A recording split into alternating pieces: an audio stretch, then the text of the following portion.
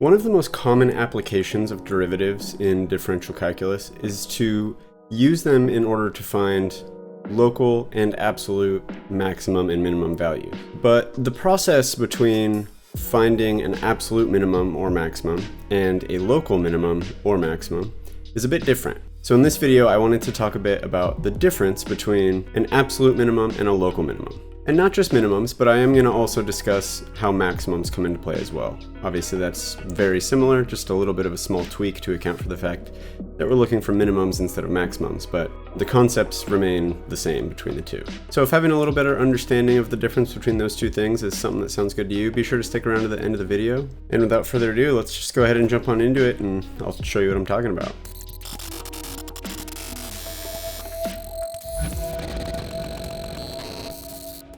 Explain the difference between an absolute minimum and a local minimum.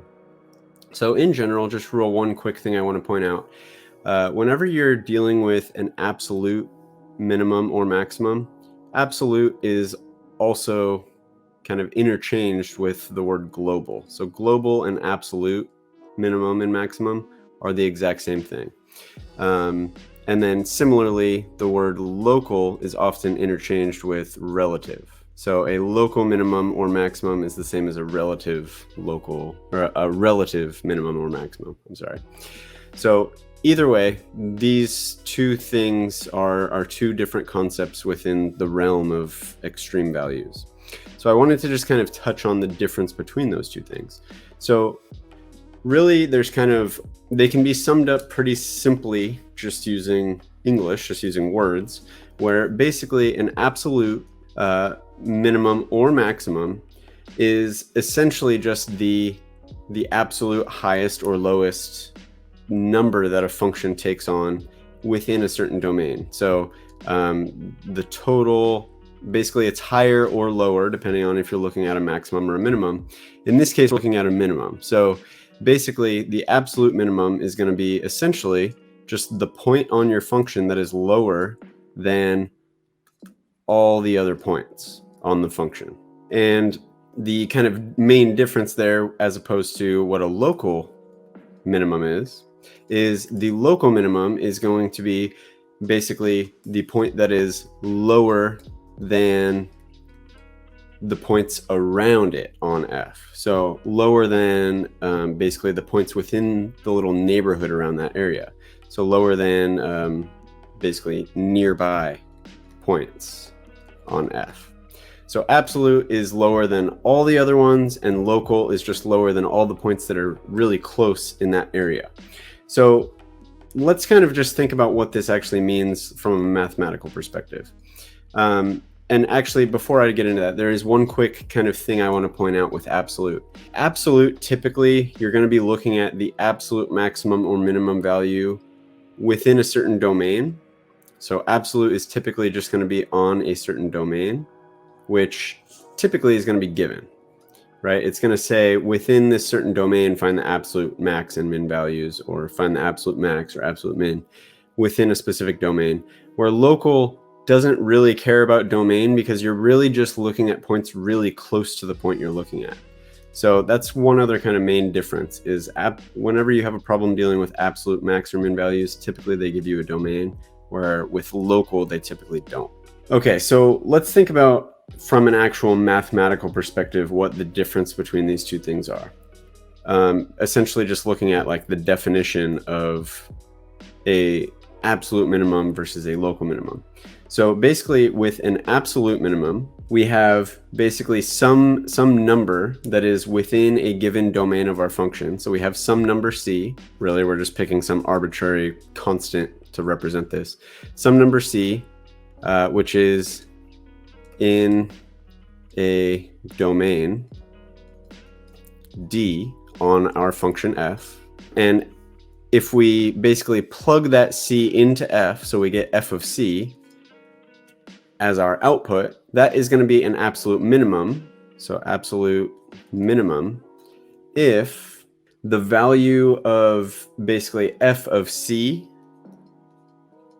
is less than or equal to f of x for all other x's, or I guess I should say for all x's within the domain D.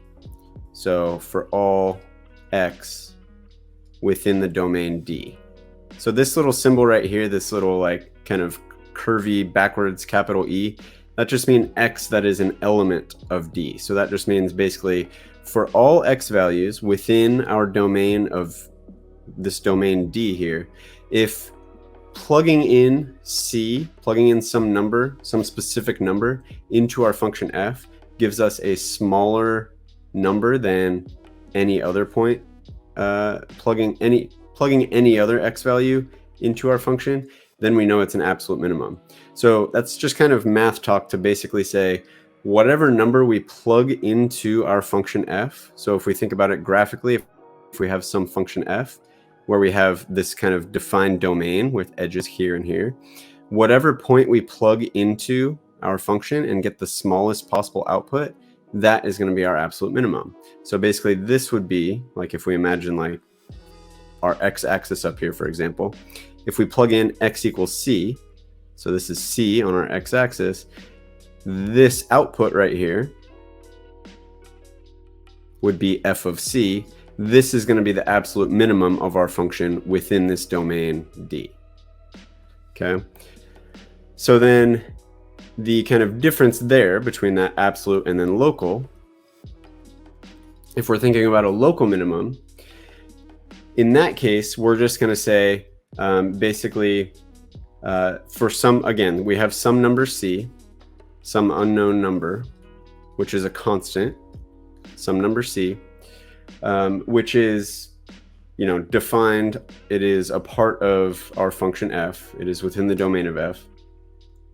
We're going to have f of c again be a local minimum if f of c is less than or equal to f of x for x's near.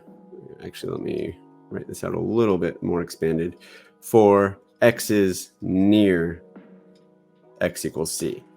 So essentially, like I was kind of saying earlier, the absolute minimum is going to be the point of your function that is lower than all the other points on your function within this domain, where a local minimum is just the point of your function that is lower than the other points around it.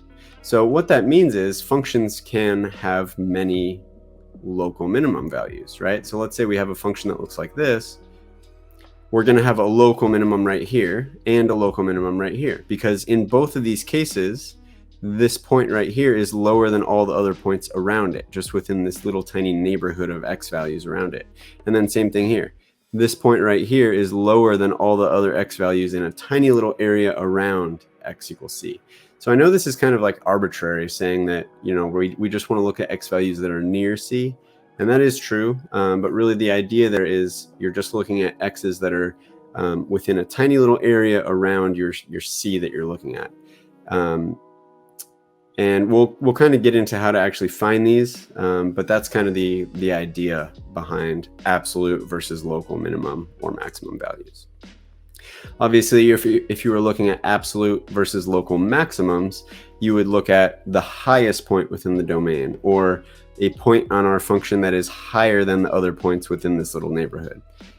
In this problem specifically, we are looking for minimums, so we want to look for points that are lower on our function. So that's kind of the main difference there. Well, I hope you found this video helpful and you're feeling a little bit better about the differences between local and absolute maximum and minimum values. If so, do me a favor and hit that like button down below. It's a huge help to my channel so I can keep making more videos like this. And subscribe while you're down there too, and hit that bell icon so you're notified of all my new videos. And we'll keep crushing it all term long in calculus together. If you want to keep learning about other topics within derivatives or calculus in general, go ahead and click on one of those videos over there, and I'll see you next time. Thanks.